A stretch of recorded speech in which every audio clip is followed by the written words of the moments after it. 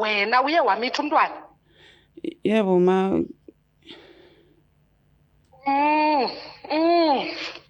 Uphi umntwana xa kungoko? Ngaye ngamshiya kubo kamfana eMnyango ma. Fana undenzele into engazaziyo bethuna. Lonke ixesha ndithi ndiphupha umntwana. Ndimane ndikufowunela uthi umntwana wena akuzange ube naye, akho mntu waziyo ngomntwana apha endlini. Ukuthi ma bendisoyika ukuxelela uba ndinomntwana, ingakho bendithi angikaze ndibe naye umntwana. Sanibingelela nonke babukele emakhaya. Kwesinye isiqephu sikhipha izimfihlo kwaBlack Live TV. Nihleli noLungster. Namhlanje sivashele udadewethu uthi nemfihlo afisa ukuyidalula kumama wakhe. Sawubona njani? Yebo sisi, ngiyaphila njani? Ngiyaphila.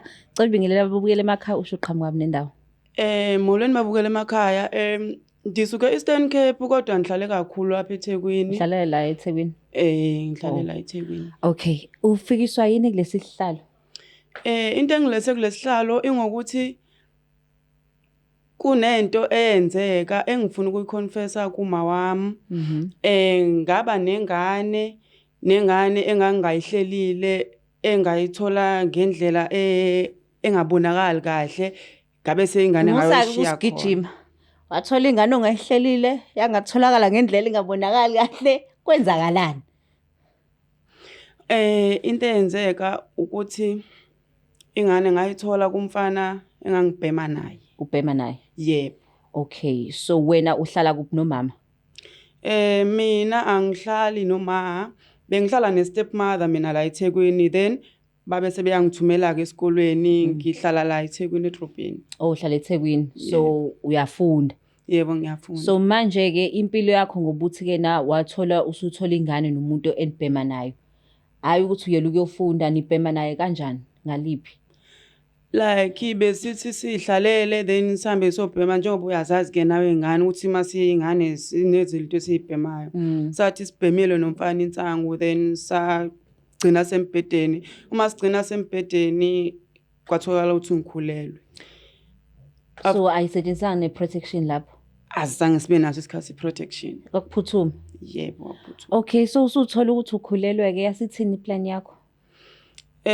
Uma sengithola ukuthi ngikhulelwe, angikaze ngibuyele ekhaya kwababa la bengihlala khona ne-stepmother, ngangaya nasemakhaya ngoba ngiyamazi ubaba uStreet and ubaba bezongikhipha mina esikoleni if betholile ukuthi ngikhulelwe. So uhlale eResi nje wacasha khona? Ngihlale eResi ngacasha khona, then kunomngane wami ohlala eMlazi bekuthi uma kuvalwa izikole then ngiye kumngane wami, kodwa ekhaya beyazi nje ukuthi isikoleni asivali. Abazosanivali. Yes. Okay, so manje ke imfihlo ithini? Imfihlo ukuthi ngifuna ukutshela uma wami ukuthi ngashiya ingane ngayizala ingane, then ngahamba ngoyishiya kamfana eMnyango. Lo wayengimithisile ngoba ngangikwazi kubo. Okay, so wakhulela u9 months, wayinakekela isasesiswini. Yini yakwenza uthathe isinqumo sokuthi yena ngiyoyishiya lapha eMnyango?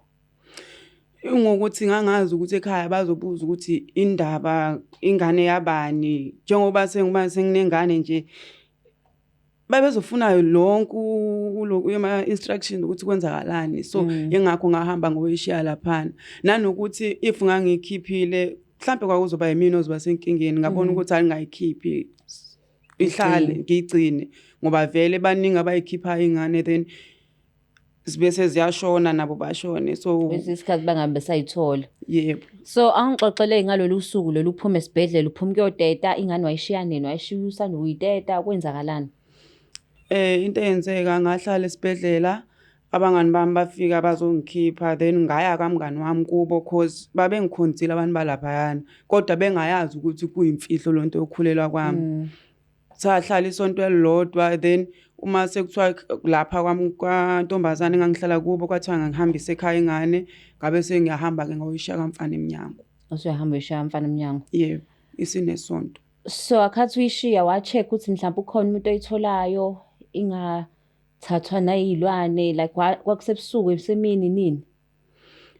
Ingane ngayishiya ebusuku, then ngokuthi kubo kamfana indawo eqashisayo Then ngathi mangishiya ingane ngacasha etoilet ngabe sengiyahlala etoilet ngimane ngiphophula ukuthi akuzi umuntu yini uzoza athathwe yini ingane ngambona umfana eseyithatha nalapho etshelwa abantu ukuthi nayi ingane eminyango. Yena wayazi ukuthi ingane yakho? Angicabanga ukuthi wayazi ukuthi ingane. So kwayena akazi noma Kwayena wayicabanga ukuthi ke na kambe khona engamithisa?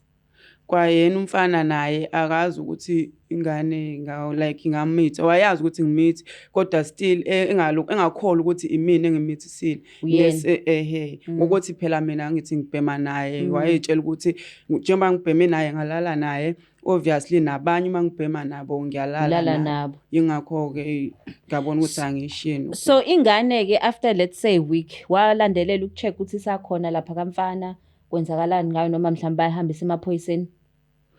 Ngathi uma ngithi ngizama ukulandelela kubangani bami babe sebeyasho ukuthi sibonile thina ulokhuzana simbonile umfana ethatha ingane and kwathi umfana uma ethatha ingane kwafika uma wakhe umfana.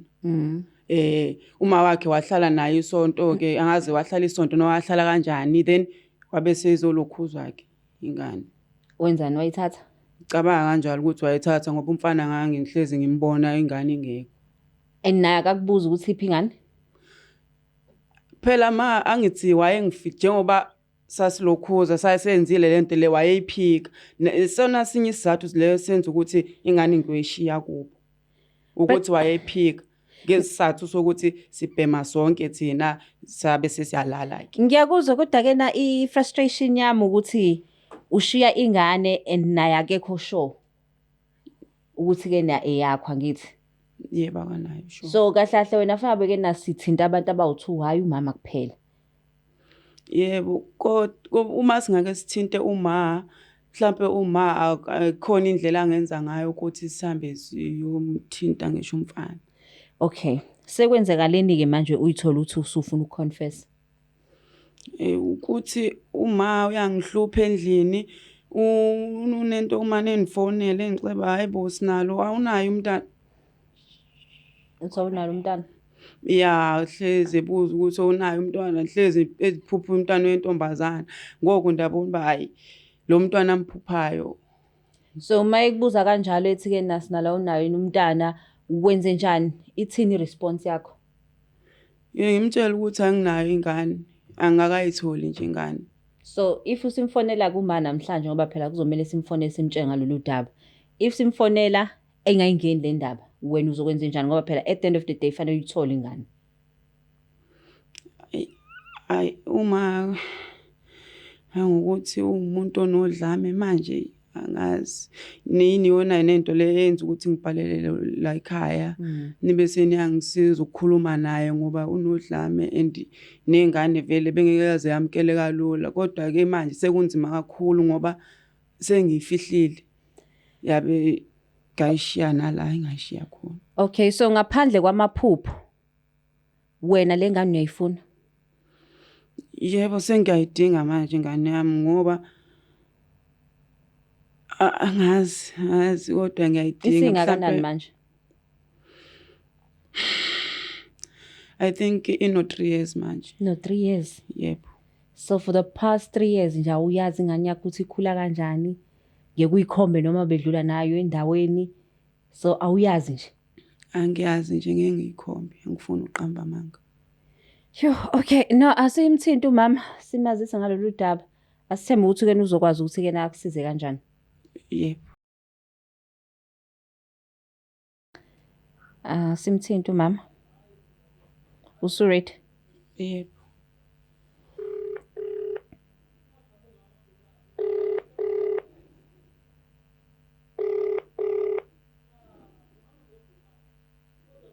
Molweni. Sawona mama unjani? Ndiyaphila ntombi njani? Siyaphila. Ukhuluma lo Lungstar waka Black Life TV kuhlelo ukuthi sikhipha izimfihlo. Okay. Yes, la e-studio ngihleli nondodakazi wakho othi ke na kunemfihlo afisa ukutshela na ngisacela umlaleli. Okay ntombi yakho. Okay, ngiyabonga. Yebo ma unjani? Ndiyaphila ntombi akhona unjani? Ngiyaphila ma kunemfihlo esingihluphe kakhulu engifuna ukukutshela yona. Hey, sondoyikisa ntombi. Uthi unemfihlo? Yebo mama, nemfihlo. Okay, khawuthethe, kwenzeka ntoni? Mama, kwi-3 years edlulileyo ndiye ndamitha umntwana, then after ndimithe umntwana ndamthatha umntwana ndawumshiya kubo kababa wakhe eMnyango. Khawume kancinci. Uthi uye wamitha umntwana? Wena uye wamitha umntwana? Yebo ma.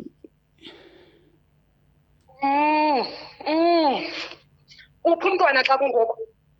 Ngaye ngamshiya kubo kamfana eMnyango ma. Fana undenzela into engazaziyo bethuna. Lonke ixesha ndithi ndiphupha umntwana ndimane ndikufowunela uthi umntwana wena kuzange ube naye, akho mntu waziyo ngomntwana apha endlini. Ukuthi ma bendisoyika ukuxelela uba ndinomntwana, ingakho bendiye ndithi angikaze ndibe naye umntwana.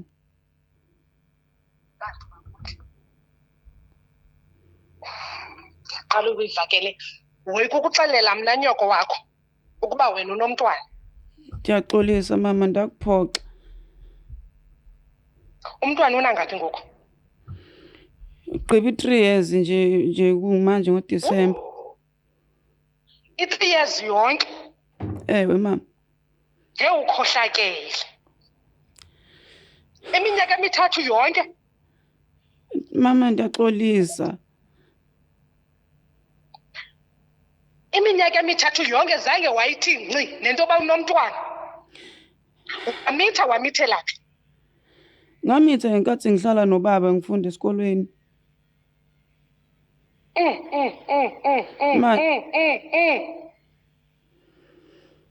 Njengoba uhamba apho sithi uyohlala kutata wakho, kanti uzowumitha wena apha eThekwini? Cha ma, kwenzeka iphutha manje. Sowufunda ukumitha wena apho? Ngiyaxolisa ma.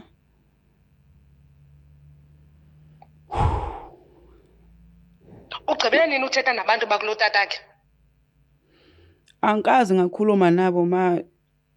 Ingane ngayishiya nesonto elilodwa kubo. Manje into ebangela ukuthi ngibhalele la kwi-TV ngokuthi bengifuna ukulokhuza ukuthi ungisize nosisi lana bangisize sikwazi ukuyolanda ingane sikhulume nanawe, sikhulume ngalento leyenzeka. Ezi zinto sifunda ngazo emaphepheni, ento sizibona eTV-ni. Kanti nowami umntana apha endlini uyayenza yintoni nalento Jehova? Ngiyaxolisa ma, ngiyaxolisa. Kwenzeka iphutha, ngiyaxolisa.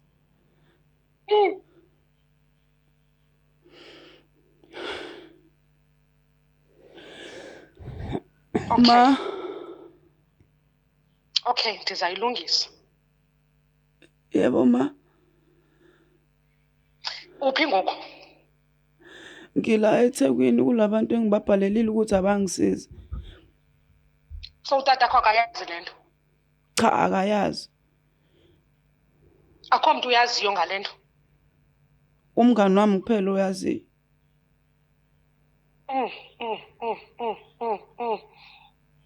Ndihlezi ndiphupha umntana, uyakhala umntana.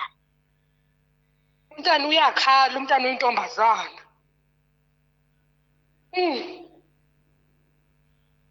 Akho ngxaki ntombi. Ndizawubona uba ndenze njani. Yebo ma, ngiyaxolisa kodwa.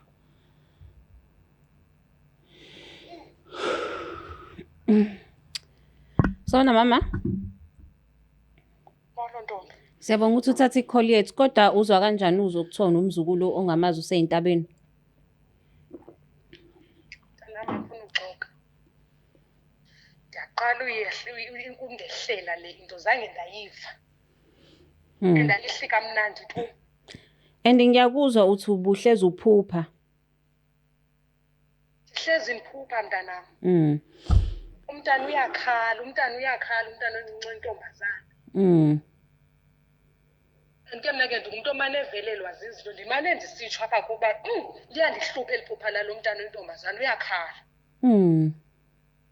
ndimfowunele naye ndimbuze bunjani urayithi yonke into athi urayithi. But at least asibonge ukuthi ke na uselikhulumile iqiniso senizokwazi ukuthi niyobheka ingane.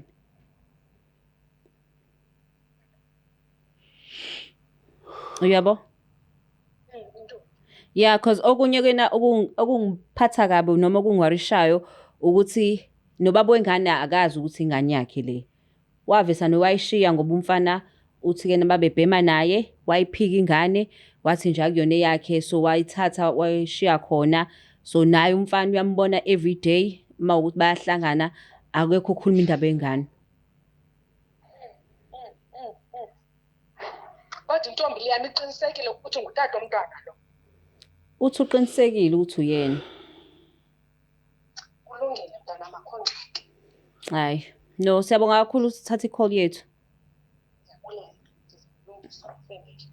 Okay, siyabonga kakhulu.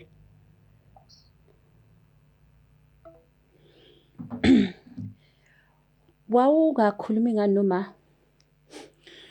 Ukuthi uma ngiyamsaba and uma umuntu othukayo kakhulu manje nje wayenga-end up esesibhedlela kuyimanje nje ngiyasaba njengoba simtshela ukuthi angeke aze avuke yena esibhedlela ngoba unenkinga yenhliziyo. Yebo. But at least yabona ngoba ingane and bilokhu ivezwa kuyena. Awucabanga ukuthi kena usezoba nethemba ngiyazi akwazi ukuthi nje ashawe inhliziyo uzovesana acabanga ukuthi kufanele athole umzukulu. Ngiyathemba ukuthi kona kothatha kude ukuthi angixolele kodwa ngokuthi-ke sengize ngaconfessa ngabe sengiyasho uzosho akhululeke naye ngoba phela ebeyibona ingane. Angibuze futhi ngayo. Ufila kanjani ngoba usumtshelile umamakho? Manje ngijabulile nginokusaba ukuthi ingene kanjani kena like uzoba kanjani emva kwalento lena. Kodwa engisakusabayo nobaba naye ukuthi uma esezwa uzothini. 3 years. Yebo. So uyacabanga 3 years banengane eseyintabeni bona. Yebo. So uthini ke omunye ohlele ekhaya untanga wakho ofihlisisi naye? Engakusho umuntu osemakhaya ngisho ngathi isimo sikanjani ngisho ngathi umithe kanjani but kumele usho kini ukuthi cha ma kwenzeka ukuthi nokuthi okanye sisa ukhulume nosisi wakho mhlawumbe omdala if abazali abasaba ukhulume nosisi wakho omdala noma ubani noma uthumela umngane abese yasho ukuthi umithe kanje. Lena yokuthi ufihle angiboni kuyisolution ekahle njengoba nakumina ivela ngalendlela le. No kodwa asibonge ukuthi udaba sezolungiseka. Next time futhi uma udecide ukukhulelwa noma ukudlala usebenzise protection. Yebo. Ngizokwenza kanjani? Nezwa ke babukele emakhaya uthi umama ke naye izolungiswa le ndaba bazohamba ubheka ingane bayithole nathi Black Life TV so wenza sure ukuthi ke nasi siyayibheka lengane siyayithola ke. Babukele emakhaya ningakhohlwa ke bakithi EasyBet. Kune link live la nje kwi screen ibhalwe i-code yethu. Please register kuleyo lokhuza kwi link uregister hours mhlawumbe ungabe imillion nje through uBlack Life TV. Ungakhohlwa ke i-code yethu uBlack 50 uBlack uQ akusiwona uBlack CK so uBlack wethu uno Q 50 ungakhohlwa uBlack Q EasyBet wazi ngani mhlawumbe impilo yakho izoshintsha namhlanje. Siyabonga kakhulu ke uBlack Life TV. Please don't forget to share, like and subscribe. Ungakhohlwa futhi ungena kuleyo link ya EasyBet ushaye nje uBlack 50 i-code yethu leyo uregister wazi ngani mhlawumbe i-like or inhlanhla ingalapho. Siyabonga kakhulu.